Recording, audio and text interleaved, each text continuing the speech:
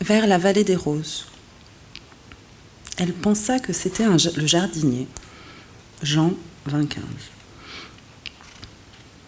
Quelques mots s'imposent, car ce recueil, une espèce de pèlerinage par jardin, ne peut exister sans contexte.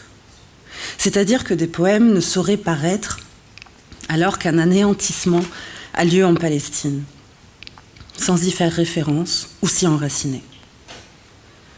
Qu'est-ce qu'un recueil qui ne prend pas en considération la destruction de Gaza, ni le rétrécissement inéluctable du territoire en Cisjordanie?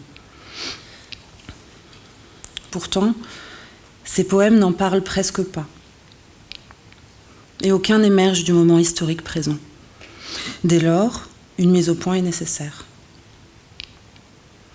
J'aurais préféré me passer d'explications, laisser ces poèmes se suffire à eux-mêmes, composés en un jardin galaxie qui n'aurait pas besoin de guide, marqué par ses seuls attributs, ses arbres, ses fleurs, ses astres, ses parterres et ses perspectives. Les laisser comme ils aspirent à l'être. Mais c'est un luxe d'écrivain, bien sûr, et tout change après Gaza. Ce nom qui désigne désormais un lieu, un moment, un acte et un échec, tout à la fois.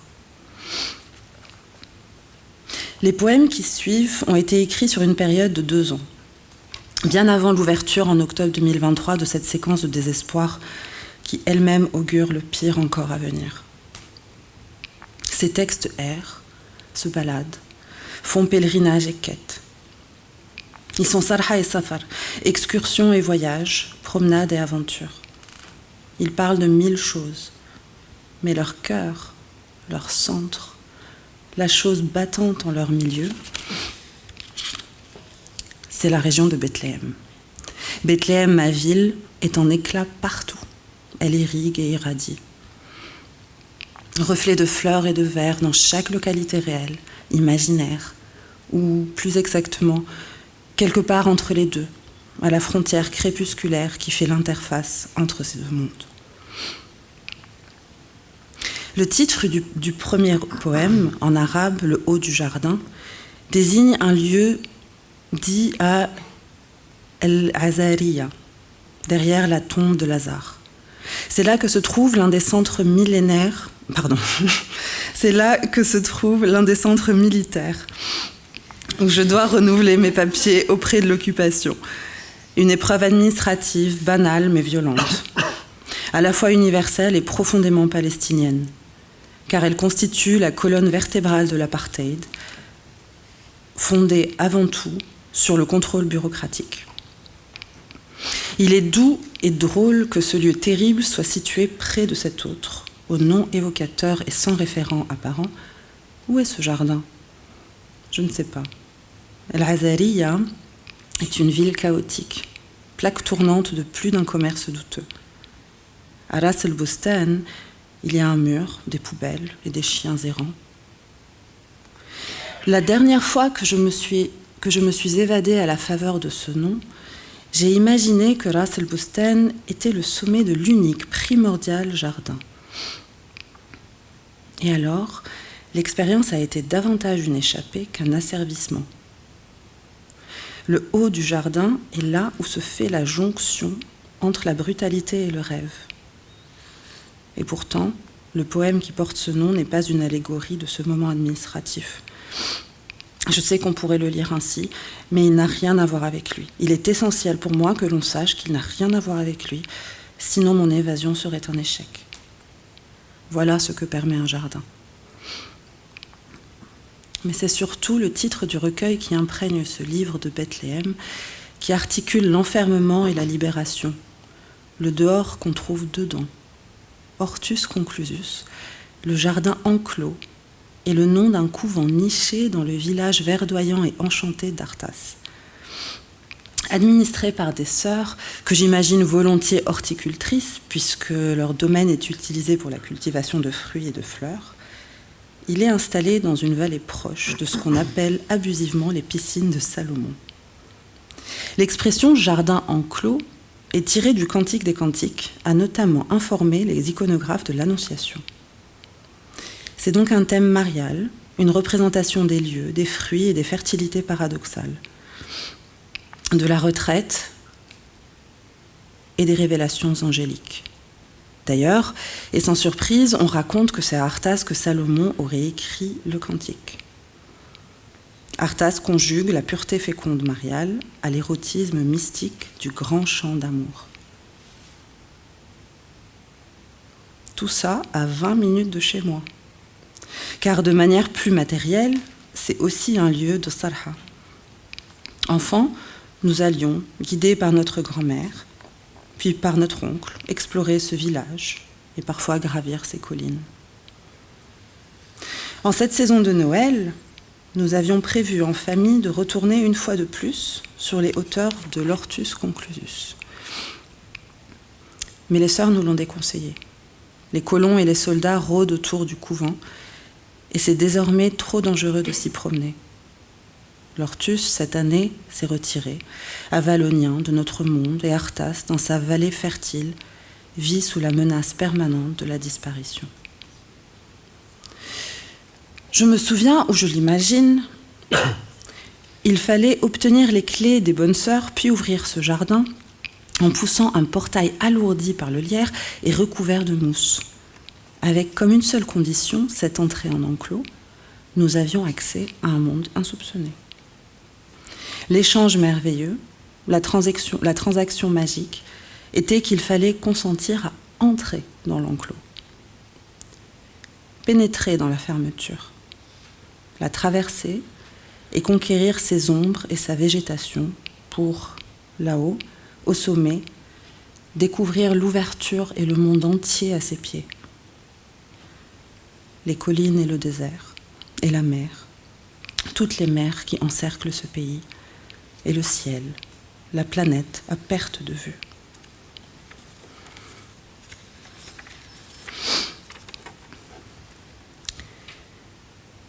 Si alors ce livre parle de notre moment, c'est qu'il est peut-être la tentative d'imaginer cet itinéraire, par l'entremise du monde entier, d'une Sarha planétaire, retrouver la promenade qui menait du jardin enclos à la vallée des roses. Et s'il y a un temps pour imaginer refleurir les rosiers sauvages de nos vallées, c'est aujourd'hui. Je vais dans ma mémoire et dans certains rêves à la recherche de cette vallée.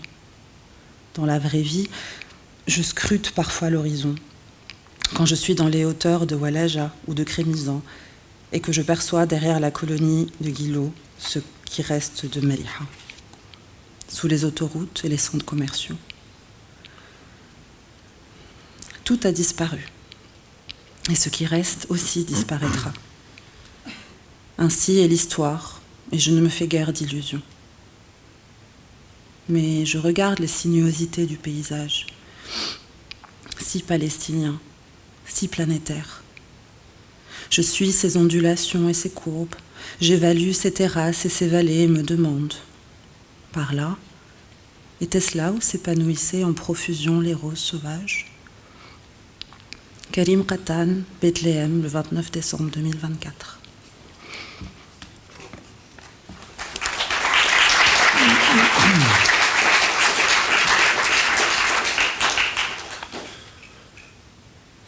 Qu'est-ce qu'un jardin sans un citronnier ?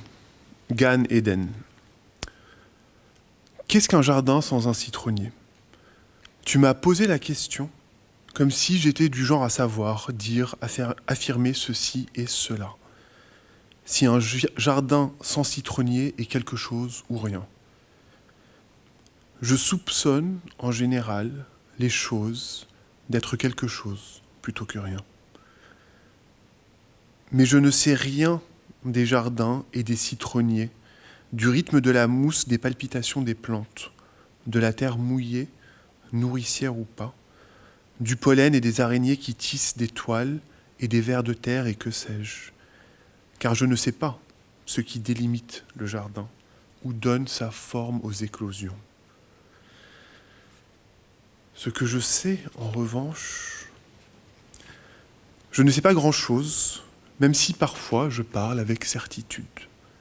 Sache qu'alors je mens, et m'en voudrais à mort le soir, moi qui, au jardin ne connais rien, des fleurs ne connais pas les noms, et du monde ne voit que son double, tremblant, malade et hanté. Car fixer le monde droit devant, je ne sais pas. Moi donc, parler avec certitude de la forme des choses et de leurs effets, quel con. Qu'est-ce qu'un jardin sans un citronnier ? C'est peut-être un fantôme, un jardin aux arbres hantés qui portent des boules d'os plutôt que des fruits. C'est peut-être un arbre des morts où toi et moi avons, je sais pas, quelque chose comme ça. Non, tu veux dire qu'un jardin sans citronnier n'est qu'un faux jardin à qui il manque manifestement l'éclat qui en fait jardin. Qu'est-ce qu'un jardin sans un citronnier ? C'est peut-être... Laisse-moi te dire de quel jardin, quel citronnier. Je viens d'un pays où... Ça y est, tu vois, j'ai mal commencé, tu m'as coincé avec ta question, tes citronniers, alors j'esquive, je viens d'un pays blablabla. Je viens d'un pays rien du tout. Mais il y a parfois, dans mon pays, ou ce qui était mon pays, ce qui ne le sera jamais plus, ce n'est pas grave. Ne t'en fais pas, je te promets, on est habitué à perdre ces choses.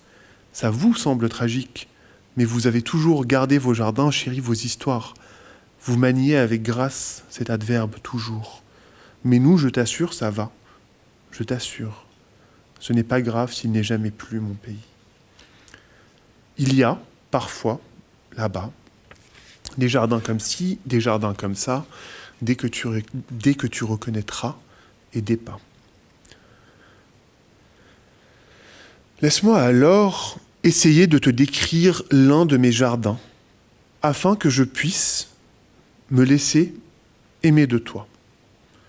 Mais je veux aussi connaître les tiens, afin de pouvoir t'aimer. Dis-moi tes jardins, je t'écouterai aussi longtemps que brille la lune, pour aimer tes herbes, tes rêves, tes pommes, tes douleurs enfouies dans la terre fraîche. Si je te disais que ce jardin était façonné par la main de ma mère, qui arrache, coupe, arrose, plante, vérifie, inspecte, caresse, par sa main jadis vigoureuse, alors tu penserais que c'est un jardin de deuil, où je vais pleurer en noir et blanc, cœur écarlate, la vigueur de ma mère et son énergie, et où un jour j'irai pleurer sans larmes sa vie, sa jeunesse, que je n'ai jamais connue, ses colères, son corps dont la fragilité m'éventre, ses rires. Mais ma mère n'a jamais ri avec moi, comme elle rit avec les autres. J'ai longtemps pensé qu'elle me refusait son rire, qu'elle m'interdisait l'accès à cela d'elle. Mais j'ai compris que pour moi, elle réservait sa face la plus dévastée seulement, le secret d'une mère avec son enfant, chagrin partagé, notre jardin commun et silencieux, où ne résonnera jamais le rire de ma mère qu'elle garde pour les autres. Je veux te dire que ce jardin, son jardin, qui toujours sera sien et fleuri comme son amour, avec ses fleurs anxieuses, ses plantes affolées, l'épouvante enracinée en lui, le rire ailleurs, c'était son bonheur et sa seule vie, sa vie neuve, sa vie neuve, sa vie neuve. Et même si je n'y suis pas, même si je suis à jamais propulsé hors et loin de lui, quand je le convoque et convoque les mains de ma mère, alors nous sommes en commune présence, elle et moi, toutes les elles et tous les moi, toutes celles qu'elle a dû cesser d'être, ou n'a jamais pu être, ou n'a jamais osé être, je les reconnais en ce jardin où, commune présence, elle et moi sommes retrouvés. Et ses yeux gris, variables, vagabonds, présence commune, elle et elle, et elle, et elle enfin se retrouvent. Pourquoi te parlais-je de ma mère alors que tu m'as dit que tu sentais, sans moi, être un jardin sans citronnier, c'est-à-dire un jardin déserté de lui-même.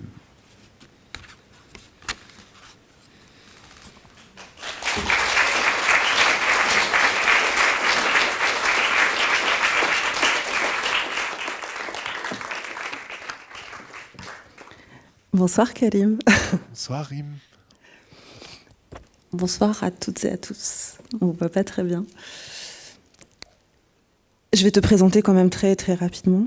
Donc tu es romancier, tu as écrit 2 romans parus aux éditions Elisade, Le Palais des 2 collines et L'Éden à l'aube, qui vient de paraître il y a moins d'1 an, l'été dernier. Tu es aussi poète. Hortus Conclusus, qui nous réunit ce soir, est ton premier recueil. Tu t'exprimes aussi dans les médias, à l'aide de... tu écris des tribunes. Je pense celle du Monde, je vais reprendre le titre, sauf si tu l'as en tête, qui était paru en octobre dernier. Non, je l'ai. Mais est-ce qu'il marche ? Ah oui, il marche. Il marche. Pourquoi Gaza a-t-elle disparu derrière des sophismes, des approximations, des murmures désolés ? Et plus récemment, une tribune dans Libération, où tu réunis les signatures de plus de 300 écrivaines et écrivains qui te rejoignent pour nommer le génocide et exiger un cessez-le-feu. Et je pense aussi à ce texte que tu avais fait paraître en février 2024 dans AOC, qui s'appelle « Quand minuit vient ». Et donc, où tu parles de Palestine, de Gaza, mais aussi en creux d'écriture et de la possibilité même de l'écriture. Et ce texte est un long poème. Et quand je l'ai lu il y a 1 an, je m'étais posé la question, je me dis, tiens, il écrit de la poésie aussi. Donc là, peut-être que ce soir, on a un début de réponse. Et je m'étais demandé si finalement la poésie, parfois ou à ce moment-là, t'avait permis de mettre des mots sur quelque chose qui était innommable. Merci. Bonsoir tout le monde. Je suis très content d'être parmi vous ce soir. Donc en effet, j'ai écrit un poème qui s'appelle « Quand minuit vient ». Le poème a été écrit, je crois, en janvier 2024 ou février 2024 et publié dans AOC. C'est vraiment un poème qui parle de l'échec du langage, tout simplement. C'est-à-dire que c'était le moment... J'avais écrit quelques tribunes. J'étais persuadé que les tribunes servaient à quelque chose. Je me disais, je vais écrire une tribune, elle va être démonstrative, elle va être d'une rationalité totale, car je suis une personne rationnelle. Je vais démontrer les choses et je vais convaincre les gens de ce dont je souhaite les convaincre en démontrant des choses. Et j'avais toujours cette expérience un peu étrange où je publiais une tribune, on me disait bravo, super et tout, mais en fait rien ne changeait. Et c'était une grande frustration pour moi parce que je me disais bon, à quoi sert une tribune si rien ne change ? Je suis très naïf parfois. Et en janvier 2024, je précise la date parce que c'est vraiment le moment où ça a commencé à devenir très long. Vraiment où s'est installée une compréhension très profonde de ce dans quoi on était embarqué. Et j'étais tout simplement, en fait, j'étais démuni de mes mots, j'étais démuni de ma capacité de démonstration. En fait, c'était ça, j'étais démuni de ma capacité démonstrative, et du coup, j'ai écrit un poème. Je pratique pas forcément... Enfin, certes, je pratique la poésie. Non, mais je veux dire, c'était pas une pratique de longue date, j'ai une pratique poétique, etc. Enfin, c'était là, c'est parti... c'est presque parti du fait que les tribunes étaient cassées. Et du coup, il ne restait plus que les détritus de ce que peut faire une tribune, et je ne savais pas quoi en faire. Et tout simplement, le poème m'a permis d'avoir une expression politique de ma frustration. Et ce qui est assez intéressant, c'est que ce poème, Quand minuit vient, qui est très long, un peu trop long, C'est vraiment un poème sur l'échec du langage. Enfin, c'est un poème où juste moi-même, je me confronte à mon propre échec. Mais il commence par une voix qui affirme l'inverse, qui dit, donc c'est la voix du poète, a priori moi, mais qui dit voilà, je ne les laisserai pas faire, je démontrerai l'horreur, je ferai ci, je ferai ça, je ferai ça. Mais en fait, au fur et à mesure, la voix se rend compte de l'impossibilité de cette tâche, en tout cas de son échec face à la tâche du témoignage et de la démonstration, et ça se termine vraiment, c'est dark, quoi. Ça se termine sur l'impossibilité juste du langage à faire advenir quelque chose. Et moi, c'était ça que je voulais exprimer. Voilà, et j'arrive pas à me souvenir pourquoi j'ai écrit un poème, à part parce que ça me permettait un peu autrement d'exprimer cette possibilité de parler, en fait. Mais j'ai l'impression que c'est ce que tu fais encore une fois ici, parce que par exemple, c'est comme si tu cherchais des moyens d'exprimer ce que tu ne peux exprimer. Là, pour ce recueil de poèmes, tu as choisi d'écrire une préface très actuelle pour l'Éden à l'aube, qui est paru qui l'été dernier. On était en été 2024. Tu n'as pas écrit de préface. Je ne sais pas si tu y as pensé ou pas. Oui. Mais là, oui. Donc c'est encore une manière d'essayer de dire les choses autrement, peut-être. Je ne sais pas. Mais ça installe tout de suite quelque chose. Par exemple, on s'est vraiment posé la question, est-ce qu'on veut commencer avec une lecture de la préface, ou est-ce qu'on veut aussi affirmer que c'est de la poésie et donc ne pas forcément commencer par ce format-là? Mais en même temps, je veux dire même la lecture. En fait, on s'est dit, si on ne lit pas la préface, en tout cas pour moi, il y avait quelque chose de fondamental qui manquait, je dirais, au texte. Moi, j'aurais adoré ne pas faire de préface. Moi, en fait, ce que je préfère, c'est ne pas avoir du paratexte. Enfin, j'aurais aimé vouloir dire, je publie un recueil de poèmes, il se passe de blabla autour, il existe tel qu'il est, et puis voilà, c'est tout. Ça m'a paru complètement impossible pour Hortus Conclusus. La question, je me l'étais déjà posée pour l'Éden à l'aube, qui est donc mon dernier roman, qui est paru à la rentrée littéraire de 2024, merci, qui avait été écrit auparavant, et quand on commençait à réfléchir à la question, je me disais, mais est-ce que j'écris une préface? Est-ce que je contextualise ce roman quelque part? Est-ce que je modifie parfois le texte du roman? Enfin, comment est-ce que j'inscris ce roman dans la période qu'on vit? Et après de longues hésitations, j'ai décidé de ne rien faire de tout ça. Décision comme une autre. J'aurais pu décider l'inverse, ça aurait été aussi une bonne décision, je pense. Ma devise, c'est que, aujourd'hui, pas toujours, mais c'est que toute décision dans ces moments prise par un Palestinien est une bonne décision. Et donc il y avait une vraie question sur ça. Mais je me suis dit, je veux pas que mon roman il soit... Enfin, c'est important que le roman il se situe ailleurs aussi, ailleurs dans le sens d'un temps plus long, de paramètres différents. Et je me suis dit, si j'écris une préface, il va être complètement assujetti au moment et à la violence qu'on nous inflige. Et ça me semblait important que ce soit pas le cas. À l'inverse, et je ne sais pas trop pourquoi, en fait, le recueil, c'est vraiment le sentiment inverse. Je me suis dit, sans cette préface, c'est déconnecté. Je ne peux pas être déconnecté de la manière. Je pense que c'est peut-être le format du recueil.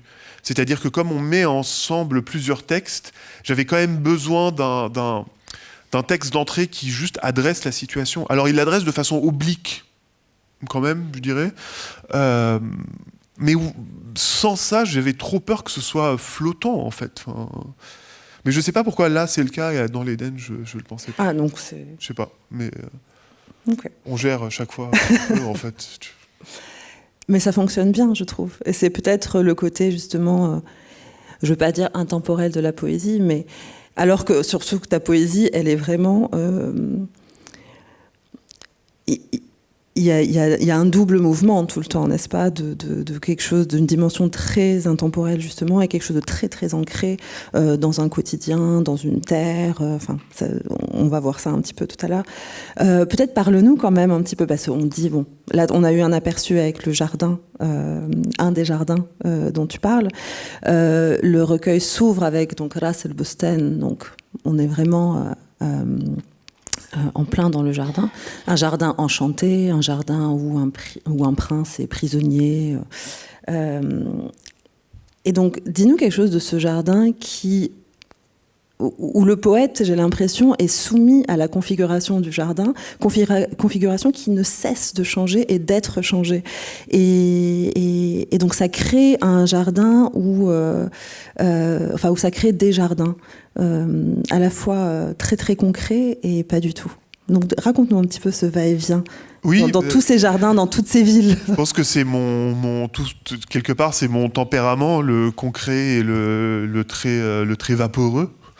En fait, le motif du jardin, en palestinien, spécifiquement pour dire jardin, on dit bustan. Bustan, c'est l'un des jardins du paradis. Donc en fait, tout de suite, dans le mot jardin, on convoque le paradis. Donc on est en écho avec l'Éden à l'aube déjà. Mais voilà, moi, ma conception du jardin, comme tout le monde, elle est très proche immédiatement proche, même dans le langage, du jardin paradis. Et en fait, dans Hortus Conclusus, il y a cette idée un peu de ce qu'on entend un peu dans la préface, de balade, de promenade, à proprement parler, c'est-à-dire une promenade entre plusieurs jardins. Je crois que j'avais envie, en écrivant les poèmes, une chose que des poèmes, qu'un recueil permet, qu'un roman ne permet pas forcément, c'est une liberté de mouvement permanente de texte à texte. Simplement parce qu'on passe d'un texte à l'autre et on n'est pas soumis. Enfin, il y a une cohérence, mais cette cohérence, elle se trouve dans plein d'endroits différents, elle ne se trouve pas forcément dans la thématique. Donc dans Hortus, je suis libre. Je peux faire... Enfin, je veux dire, on va de... Il y a certains poèmes qui sont vraiment situés en Palestine, il y a tout un tas de poèmes qui se situent dans l'Ogre, enfin, dans le royaume du roi Arthur. Il y a des poèmes japonais, il y a des poèmes grecs. Enfin, je fais ce que je veux. Enfin, je bénéficie d'une liberté que je trouve parfois vertigineuse.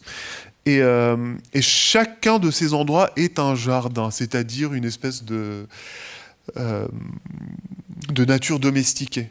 On n'est jamais là dans la nature sublime qui nous écrase et nous fait peur, tout ça. Moi, j'aime pas ça. J'aime bien les trucs que je contrôle. Enfin, il y a vraiment une idée de contrôle dans le jardin, d'ailleurs, qu'on retrouve dans les poèmes. Donc, à chaque fois, c'est un peu, je sais pas, une proposition, en fait. Moi, je les vois un peu comme ça. À chaque fois, c'est une proposition de promenade plus ou moins agréable. Tu cherches la forêt aussi. Parfois. Oui, on l'entendra, on cherche la forêt, l'île, le désert, enfin toutes ces topographies, je pense, sont présentes. Mais c'est vrai que le jardin, il a ce côté, je pense, variable, qui est magnifique, contrôlé et variable. On peut, je sais pas, que ce soit... Je dis jardin, ça peut être tout aussi bien un jardin français qu'un jardin anglais, qu'un jardin andalou, que le jardin de ma mère. Donc on a accès, ou qu'un jardin japonais. Je sais pas, c'est une forme de liberté que je trouve, que j'aime bien, que me propose ce motif. Est-ce que c'est pour répondre à l'autre liberté, celle d'écrire le roman ? Un petit oiseau m'a dit que... C'est toi, hein, l'oiseau, que tu avais écrit, que certains de ces poèmes, en tout cas, étaient des compagnons de route de l'Éden à l'aube. Alors, l'Éden à l'aube, juste peut-être pour dire rapidement ce que c'est, donc c'est une histoire d'amour entre deux Palestiniens, une histoire contrariée, hein, dans un pays, donc la Palestine, à la géographie complètement déstructurée, dérégulée, par la colonisation et l'apartheid, mais aussi par ce vent de sable, en fait, qu'est le Khamsin. Et donc, ce qui est intéressant aussi dans ce roman, c'est que le Khamsin, qui doit durer normalement quelques heures ou quelques jours, ici, dure une saison entière ou un an, on ne sait plus. Donc, c'est une saison éternelle. Et qui enlève un petit peu et la Palestine et les personnages à la Palestine et à eux-mêmes. Et donc voilà, donc comment est-ce que cette écriture-là a dialogué avec aussi l'Éden à l'aube ? En fait, c'était... alors, j'ai un peu de mal à faire une séparation entre... je sais pas, prose et poésie, ça rentre pas trop dans ma tête. Moi, j'ai l'impression que la distinction que je fais est entre texte long et recueil. Je trouve ça beaucoup plus... moi, ça me correspond plus, je pense, parce que typiquement, l'Éden à l'aube, qui commence dans la prose et encore, au fur et à mesure du texte, devient devient du vers, en tout cas, se versifie au fur et à mesure. Mais même là, quand je lisais Gan Eden, Jardin d'Éden en hébreu, je veux dire, voilà, c'est répétitif quand même, hein, les motifs, l'Éden, la mer. Il y a même un moment où, en fait, je me suis rendu compte, j'avais oublié, dans ce poème, il y a un moment où poète parle des mains de ma mère. Ça, il y a une séquence tout à fait en miroir de l'un des personnages de l'Éden à l'aube qui parle de ça. Donc, en fait, les poèmes, ils ont été écrits au même moment. Parfois, ça a été même des débuts de réflexion, des débuts de chapitres que j'ai commencé à écrire pour l'Éden à l'aube, mais qui, en fait, n'avaient pas leur place. Enfin, qui avaient une place qui semblait être des choses finies, entières, à part. Et du coup, ces choses finies, entières, à part, je trouvais qu'elles faisaient sens pour moi, mais elles n'avaient aucun sens dans ce roman. Et en fait, du coup, elles ont commencé à vivre ailleurs. Et plusieurs de ces poèmes sont un peu ça. Une autre chose, donc l'Éden à l'aube, c'est un roman d'amour. Je n'écris pas que des trucs sur l'amour, hein, mais en fait, dans Hortus, il y a plein de poèmes d'amour.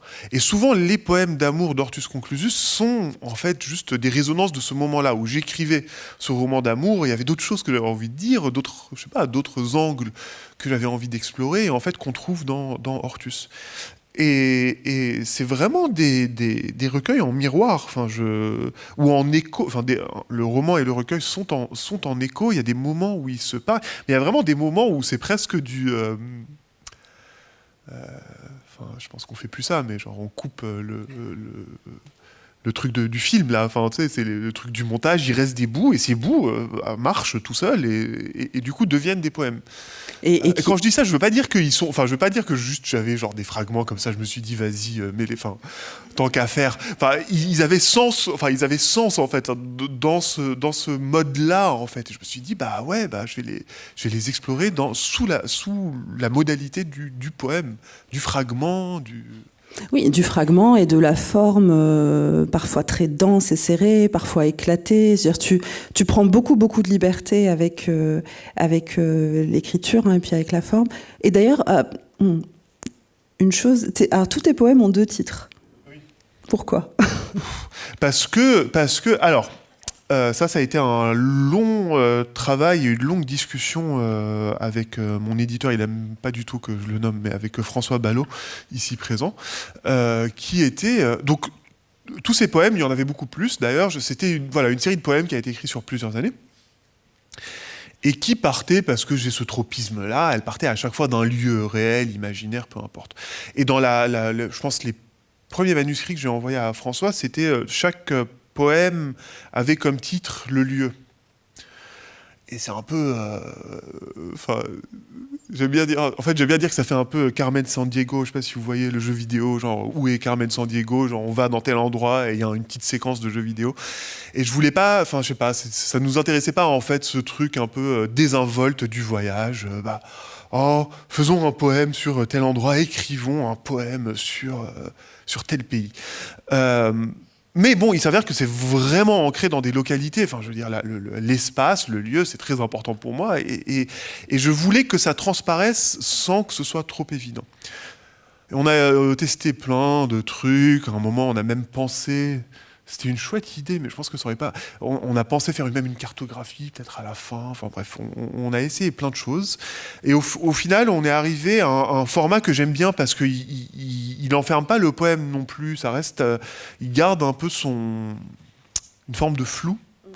C'est qu'on a toujours, on va dire, 2 titres. Ou un titre en 2 parties, je ne saurais pas dire. Le premier titre, c'est un titre souvent... c'est le premier vers du poème. Ou alors, c'est un moment extrait du poème. Et puis ensuite, entre crochets, on a le nom du lieu. Et donc, par exemple, pour le poème que j'ai lu, le titre, en réel, est... c'est pas celui-là. Mais est le premier vers que j'ai oublié. Et entre crochets, il y a marqué Gan Eden, donc Jardin d'Éden. Voilà. Puis c'est pas systématique, on n'aime pas trop les trucs systématiques. Parfois, c'est pas du tout ça. Le poème que je dirais à la fin ne suit pas ce format-là. Mais voilà, on voulait à la fois avoir le lieu, mais le dépasser. Sans s'enfermer dans le truc un peu titre de poème, suivi du poème. Parce qu'un des lieux qui est très présent dans le recueil, enfin, c'est un recueil très insulaire. On a l'île partout. L'île physique, hein. L'île, ça peut être le monde. L'île, ça peut être la chambre. Et en même temps, il y a aussi, j'ai trouvé, il y avait une quête de l'île et une impossibilité de l'île, mais la quête de l'île quand même. Et on est comme dans des éternels recommencements, comme ça. Peut-être qu'on lira un petit extrait après d'un des poèmes, mais l'île est partout.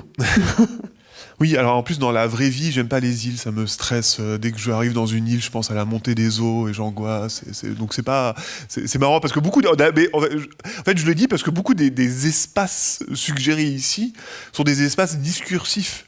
Alors la vraie vie, moi j'aime être dans ma chambre. Enfin, j'aime pas aller. Donc voilà, on est dans la littérature de ce point de vue-là.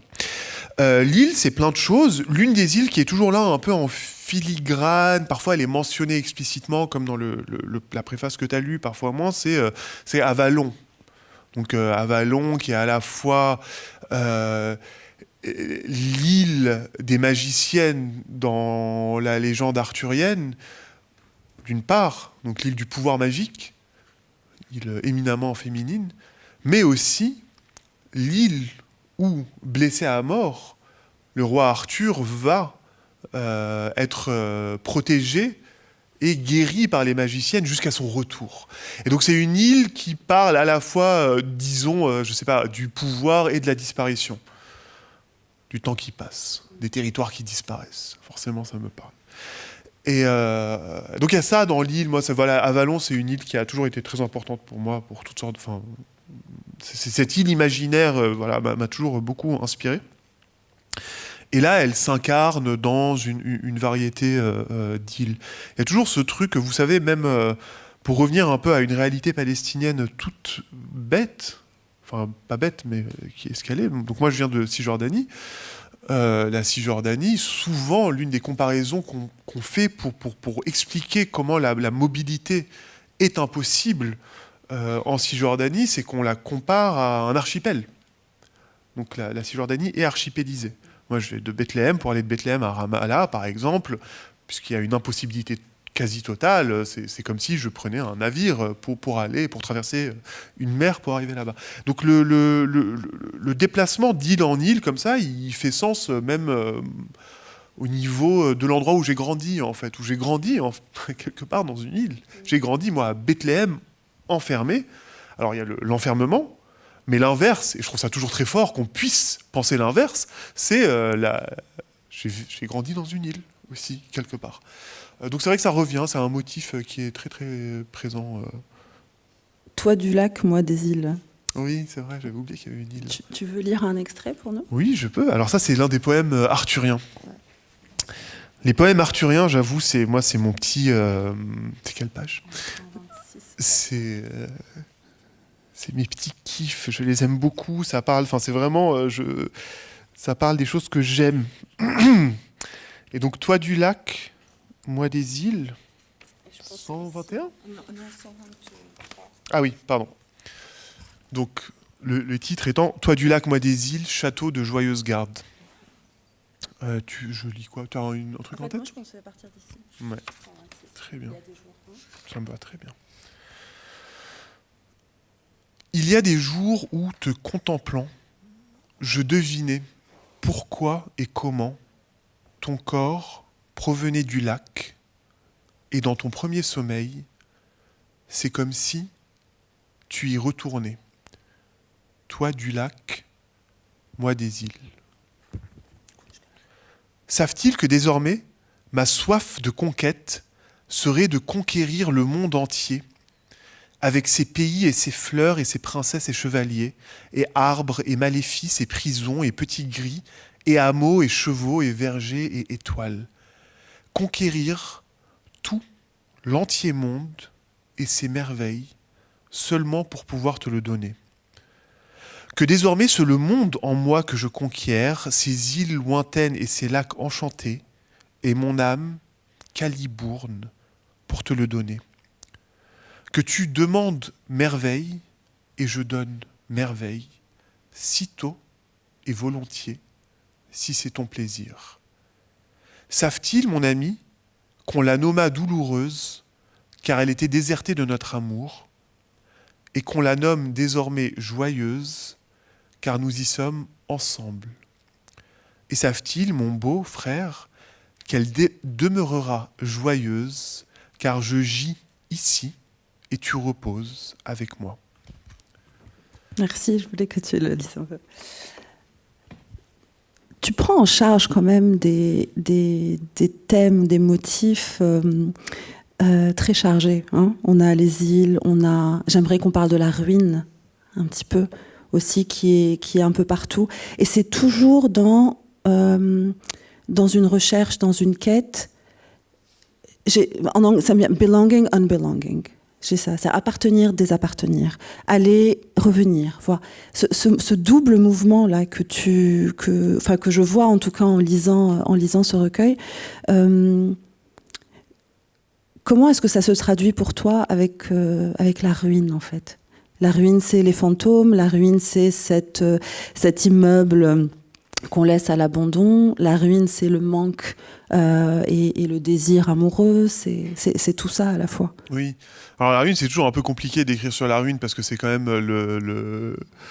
ouais, et puis c'est un peu le topos de dire le temps qui passe, la ruine. D'ailleurs, dans un poème, c'est mentionné de la sorte, c'est-à-dire qu'à un moment, tu pourras le lire parce que je ne sais plus comment c'est dit, mais ouais, c'est dans Hôtel Mirage. Vas-y. Je la suis du coup parce que il écrit: si j'écris ça pour te dire que la ruine, ça fait penser au temps et à la mort, franchement, autant fermer ma gueule. Alors que dire d'autre d'un hôtel qui se tient ardent et après tu continues dans quelque chose d'autre, tu vas ailleurs. Oui, parce que voilà, la ruine, c'est un thème pareil, c'est un thème extrêmement évocateur et extrêmement évocateur dans les champs imaginaires qui sont convoqués dans Hortus. Alors pas pour revenir toujours à ça, mais typiquement pour revenir à la matière de Bretagne, à la légende arthurienne. C'est quand même ça. Moi, j'adore la légende arthurienne d'abord parce que je kiffe. J'adore cette esthétique, j'ai grandi avec, etc. Mais au-delà de ça, il y a une autre raison un peu fondamentale, c'est que dans la légende arthurienne, donc en gros, pour la faire courte, c'est le royaume de l'ogre, Arthur, machin, les chevaliers de la table ronde. Il y a une espèce d'éclat fugace du royaume, et dans l'éclat du royaume est déjà contenu sa destruction et sa disparition. Donc même la matière de Bretagne, elle est articulée déjà autour de la ruine qu'on voit arriver. Et la ruine, à la fois au sens de l'objet, de l'architecture de la ruine, et la ruine en tant que verbe, la chose qui nous ruine. Et ça revient beaucoup, je crois, dans le recueil. Non pas la ruine... il y a la ruine réelle, mais il y a la ruine à l'intérieur de nous, ou à l'intérieur d'une intimité. Et cette ruine, je pense qu'elle est constitutive des poèmes de ce texte. Si tu permets, je vais lire ça. Je trouve que ça fait écho à ce que tu dis. Alors, que dire d'autre d'un hôtel qui se tient ardent, abandonné au rivage d'un désert? Pas grand-chose, si ce n'est tenter de dire cet homme qui contemple cet horizon, que je postule être mystérieux simplement parce qu'il l'est, et qu'il est vieux, et que même s'ils n'ont rien à voir, sa posture me rappelle mon père, cet homme que je vois et que je réduis dans ma tyrannie à être signe de quelque chose, plutôt que juste lui. Donc c'est la ruine qu'on voit, cet homme qui observe jour après jour la ruine devant lui, qui sait ce qui va advenir, et en même temps, est-il surpris par ça? Je ne sais pas. En fait, d'ailleurs, ce poème, donc Hôtel Mirage, il a été pas mal...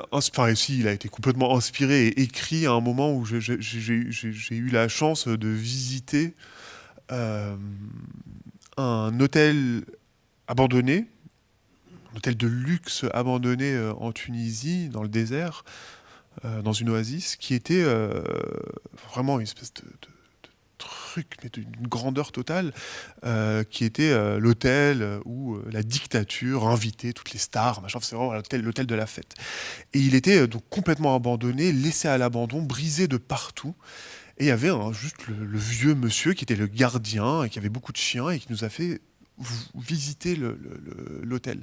Et à un moment, on est entré dans la suite présidentielle. C'était incroyable, en fait. On entre dans la suite présidentielle, on voit les détritus, en fait, d'un empire. On voit, voilà, les miroirs brisés, les fantômes, en fait, de cette dictature et de l'opulence qui allait avec. Et ce monsieur, qui avait passé toute sa vie, donc, à être le gardien de cette ruine. Et il allait à la retraite. Et il était...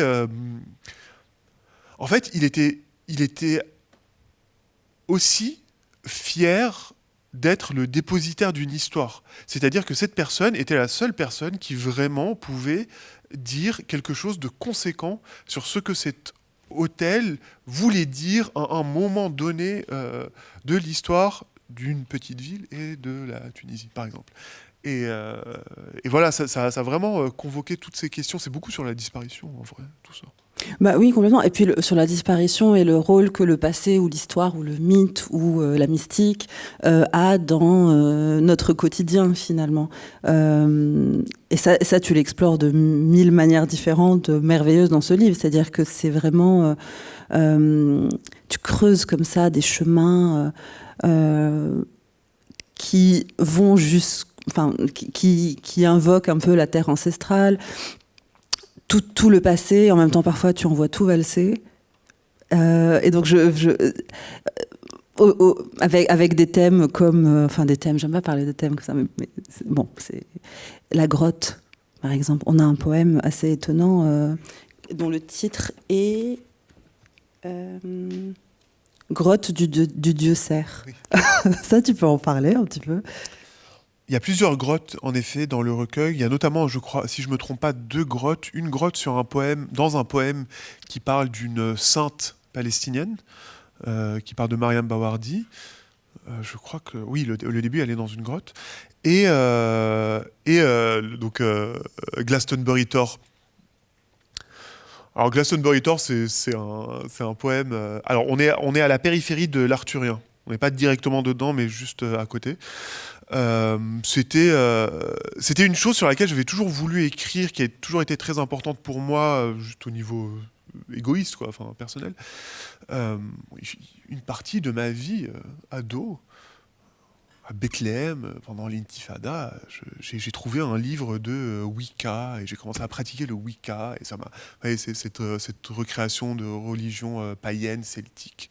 Et ce livre a été très important pour moi. Et vraiment, je sortais le matin, je faisais des trucs pour les esprits, les machins. Enfin, j'avais un rituel très poussé pendant plusieurs années.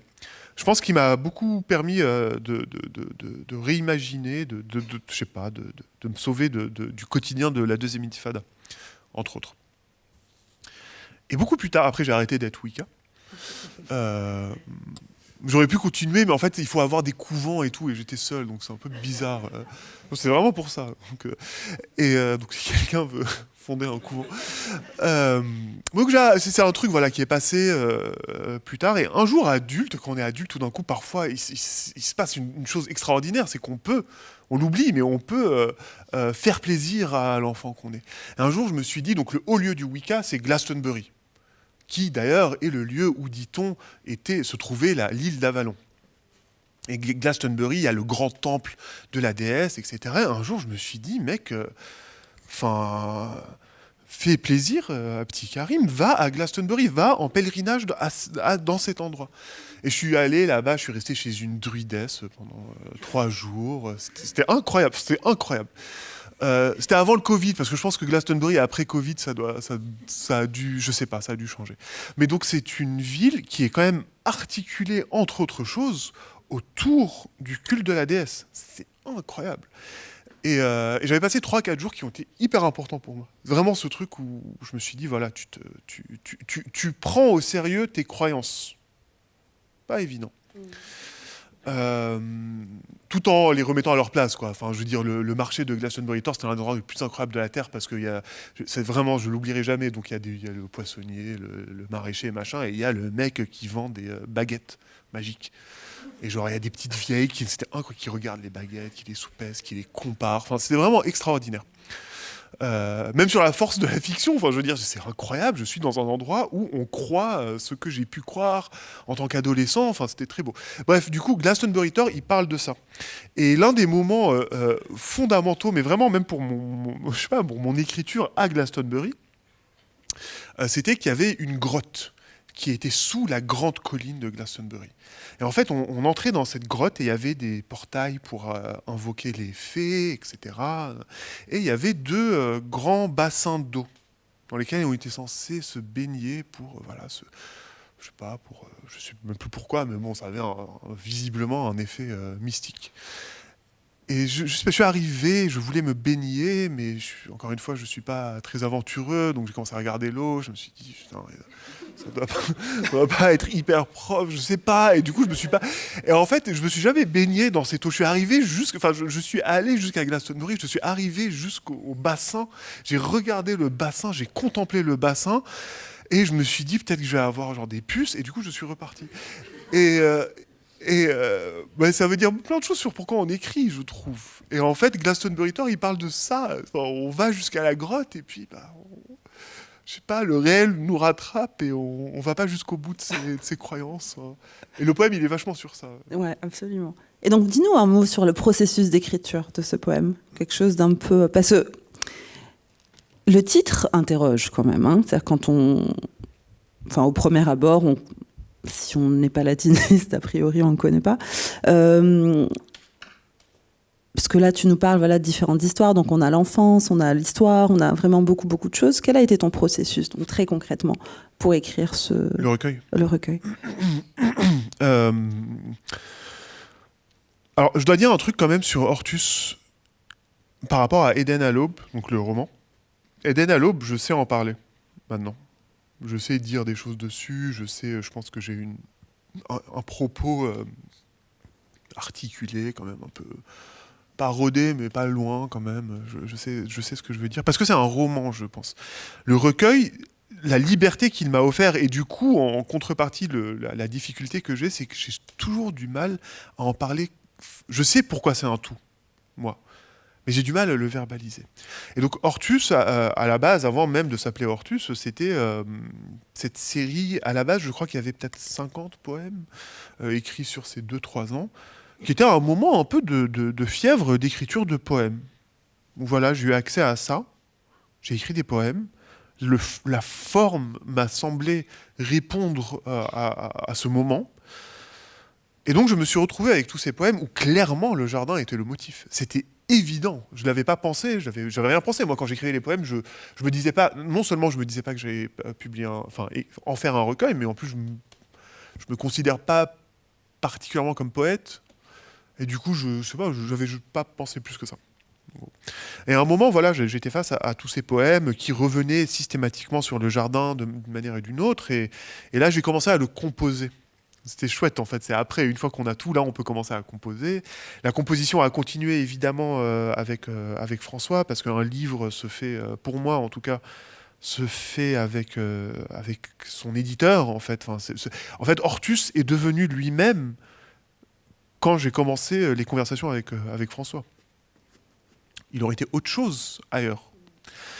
Et donc, il s'appelle Hortus Conclusus. Alors, évidemment, donner un titre latin à son livre, c'est vraiment insupportable. Enfin, je sais, je me fais pas d'illusions. Et en plus, je suis pas latiniste parce que j'ai découvert. Du coup, après coup, un jour, je faisais une rencontre et une prof de latin m'a dit « Ah, vous allez publier Hortus Conclusus ». Je me suis dit « Merde, ça se dit Hortus Conclusus et pas Hortus Conclusus ». On a eu le parti pris de dire Hortus Conclusus. Oui, parce que je me suis dit, je le dis comme ça, je suis pas... Voilà, c'est ainsi, c'est ce que c'est Hortus Conclusus. Hortus, alors je sais plus si dans l'extrait que tu lis, on le comprend, c'est plein de choses, mais notamment... C'est le jardin enclos dans la Bible, c'est tout ça. C'est aussi le couvent de Hortus à Bethléem. Donc en fait, il fait référence tout à la fois à une réalité très intime de mon enfance, cet endroit où on allait pique-niquer, On allait faire des barbecues, c'est ça, Hortus conclusus. Cet endroit qui disparaît, donc tout de suite on parle de la disparition, mais il fait référence à des textes qui me sont importants, et notamment le Cantique des Cantiques. Donc on sait qu'on est dans, comme référent, on a le Cantique des Cantiques, qui est un texte très important pour l'Éden à l'aube. Et voilà, à un moment, il s'est imposé comme à la fois parler des textes et parler de cet endroit près de Bethléem, qui m'est non seulement cher, mais même structurant. Et c'est un peu comme ça que le titre s'est imposé. C'est imposé complètement. Et bon, là, on parle de jardins. Il n'y a pas que des jardins dans... il y a beaucoup, beaucoup d'autres choses. Bon, je pense à ce poème, je n'écrirai jamais... Enfin, je veux pas dénaturer ton titre sur le checkpoint. Si tu voudrais... Après, toi, comme tu as vu, je suis assez flexible sur les titres, hein, franchement. Je le retrouve plus là tout de suite. Oui, Checkpoint. C'est l'un des seuls poèmes, en réalité, qui parle de... Comment ? C'est ça. Je m'étais promis de ne jamais écrire. Merci. 69, page 69. Vous en foutez de la page. Mais moi donc c'est le seul poème, ou l'un des seuls... Enfin, c'est le seul poème qui vraiment parle exactement de l'occupation. Et il est self-defeating, en fait. Il fait une prétérition. Donc il s'appelle « Je m'étais promis de ne jamais », Checkpoint 300. Checkpoint 300 étant l'un des grands checkpoints de Bethléem. Juste avant de le lire, il faut que vous sachiez, parce que les checkpoints sont numérotés. Checkpoint 300, c'est un très vieux checkpoint, hein, donc je vous laisse imaginer à quel chiffre on est aujourd'hui. Mais c'est le grand checkpoint de Bethléem, et c'est un titre que j'aime beaucoup. Enfin, c'est terrible à dire, mais c'est un nom que j'adore. Parce que moi, à chaque fois que je traverse Checkpoint 300, je peux un peu imaginer que je suis dans une réalité dystopique cyberpunk, et il y a un côté, bon, un peu, voilà, la vie est faite de ça. Mais c'est un endroit évidemment horrible. Je m'étais promis de ne jamais, jamais, jamais écrire un poème au sujet d'un checkpoint. Promis de ne jamais, jamais capituler ainsi à leur oppressive géographie. De ne jamais humilier ma page, mon âme, en la réduisant à ceux qui veulent la rendre noirceur. Aussi que le checkpoint est l'indicible, et que je ne ferai qu'assainir, rendre palpable et drôle et accessible sa brutalité, la domestiquer pour vous. Mais je suis là, et j'ai l'impression que tout est conçu pour ma destruction. Les bolides et le métal et les reflets de bleu dans les yeux de ceux qui, en regardant mes yeux, voient le regard d'une sourasse, le corps d'une sourasse. Ma faiblesse avouée, qui n'appelle qu'à être écrasée. Juste du vide dans mes yeux, à écrabouiller d'un coup de botte. Et je me dis que ce n'est pas plus mal de laisser cette trace de ce moment infime pour qu'on sache qu'ils m'ont fait ça. J'ai voyagé beaucoup, facilement, je suis allé sur la Lune. Même sur la Lune, j'ai trouvé un checkpoint avec du métal et des yeux bleus qui me transpercent, ne prennent pas le temps de me mépriser, car je suis moins que ça, je suis rien, rien qui demande des choses que ne méritent pas les riens, rien à écrabouiller sous sa botte végane. Garantie sans cruauté envers les animaux. Ainsi, j'ai appris un jour que je n'étais guère un animal. Merci.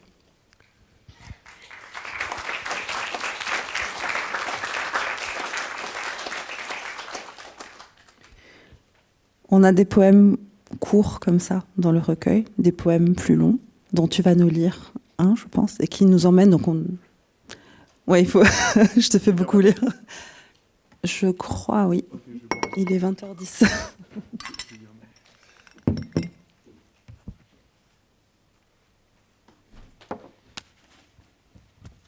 Qui nous emmène dans des lieux complets. Ah oui, au pupitre.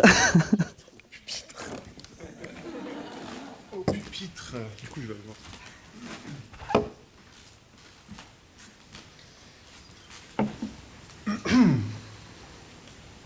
Port Island. 1. Il m'encule. je regarde, à ma gauche, les grues rouges édifier la ville à venir sur l'océan. À ma droite, les montagnes rejoindre la mer. Et droit devant moi, les lumières bleues de la ville danser sur la baie. Toutes obligées, par l'ardeur du port, à pousser plus loin que le rêve. On est au 38e étage, ou peut-être au 100e. Passé un seuil, on ne fait plus la différence. Tout ce qui est en bas est indivisé. Ville, océan, lumière, ordonnés dans leur géométrie balnéaire, fatale, scintillante. 38e étage, on ne distingue plus les choses dans le tohu, la lumière, la déflagration, le bleu. 38e étage, vue sur la baie, sur horizon, sur Dieu. Et il m'encule. Et je regarde les lumières bleues de la ville danser sur l'océan comme une stupeur.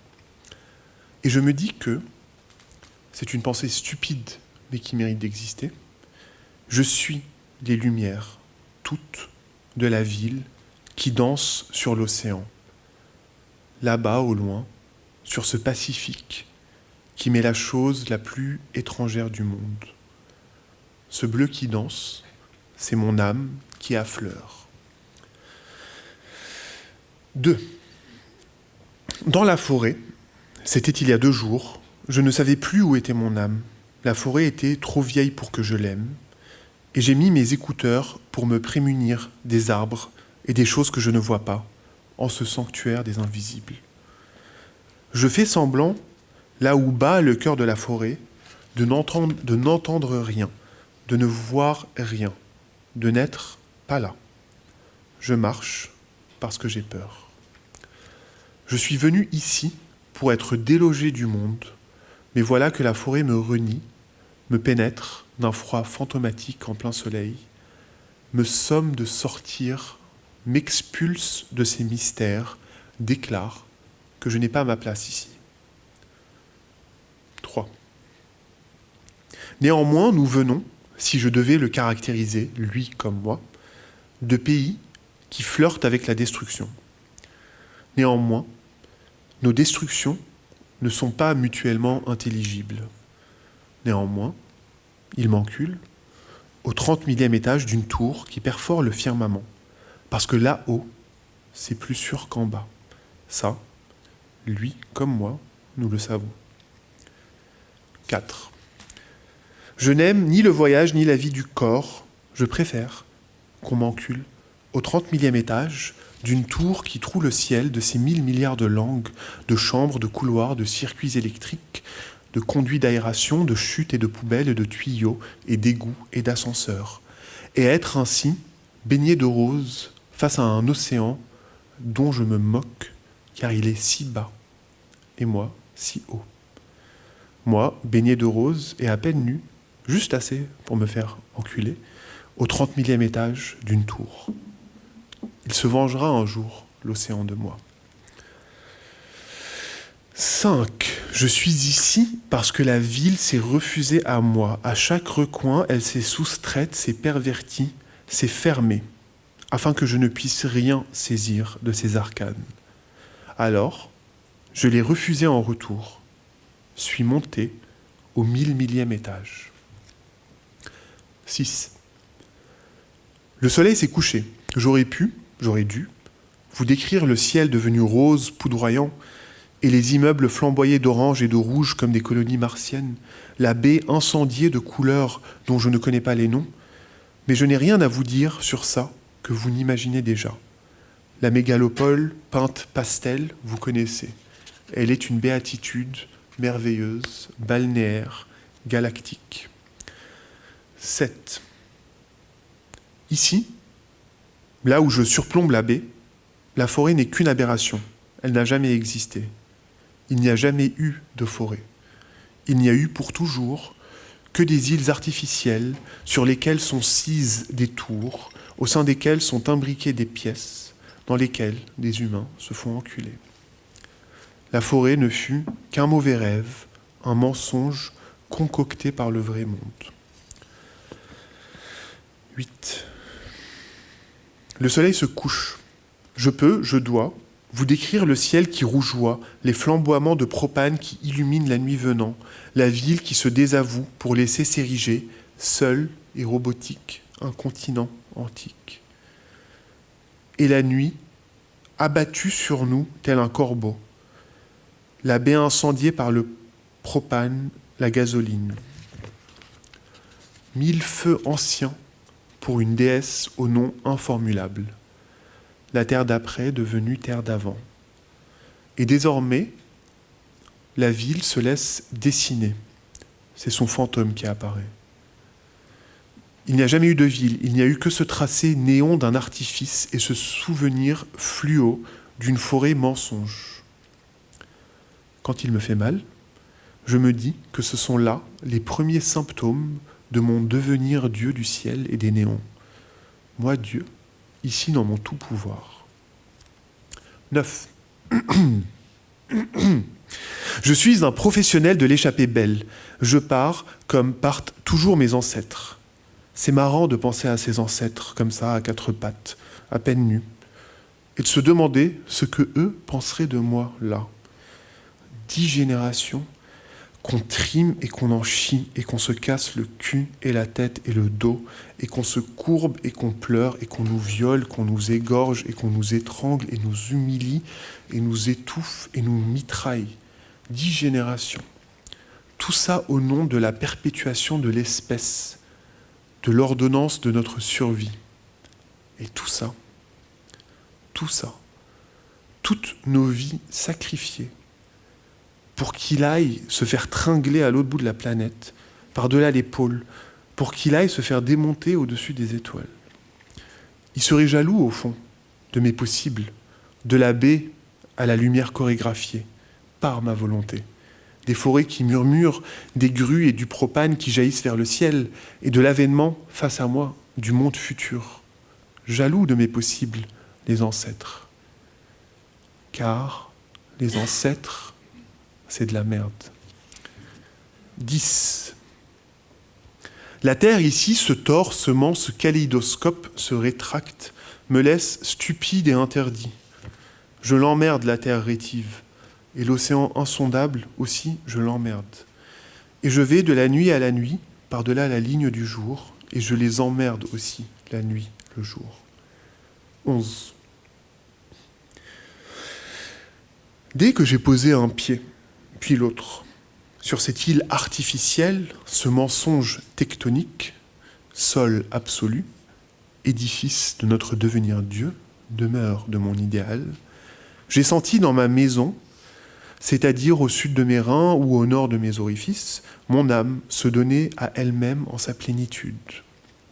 La baie en flammes, les illuminations sur les vagues, mon âme engrossée de tous ses désirs. 12. J'ai rêvé de la forêt. Elle était tendre et moite. Pas la chose ardue et revêche où je suis allé, labyrinthe de solitude qui m'a éjecté en dehors, non. Chose verte et accueillante la forêt. Enchevêtrée en ronces et épines qui ne souffre l'imposition d'un ordre externe à elle-même. La forêt a consenti dans mon rêve à me recevoir. 13. J'ai rêvé de la forêt ici, dans cette chambre ouverte en baie vitrée, comme si l'idéal de l'immeuble était sa disparition, son devenir ciel. Je regarde la mégalopole danser en âme lumineuse sur l'océan insondable et incendier la nuit. Merci.